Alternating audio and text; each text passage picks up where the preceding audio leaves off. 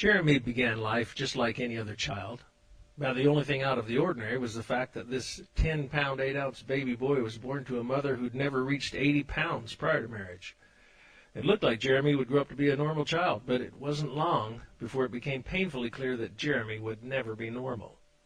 By the time he was 3, his vision had deteriorated and bifocals were needed.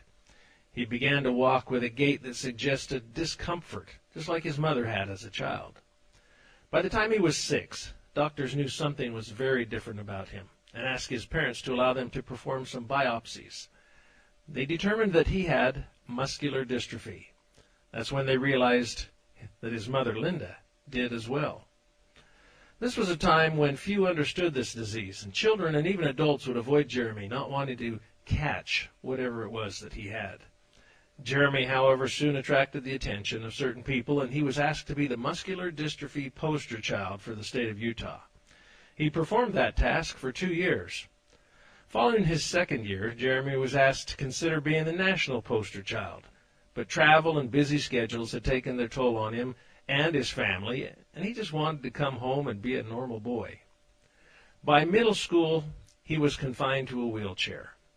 One day, Jeremy noticed some bullies being aggressive and disrespectful to a young girl. Believing he should stand up for this young girl, he wheeled himself over to the boys and told them to stop what it was they were doing.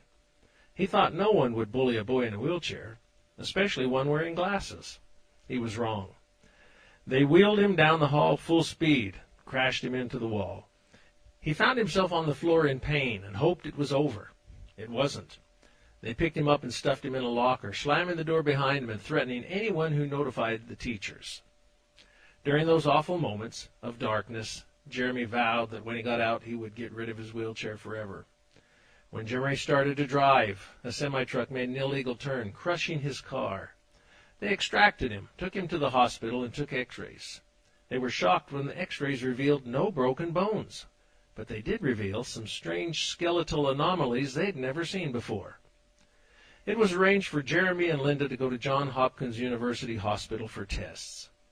These tests confirmed that Jeremy and Linda had an extremely rare bone disorder known as Camaraty-Engelmann's disease, or diaphyseal dysplasia. At the time, there were only about 300 known cases in the entire world and only 3 in the United States. Jeremy and Linda were 2 of those 3. Both of these diseases are considered terminal. Doctors are amazed they've been able to survive for as long as they have.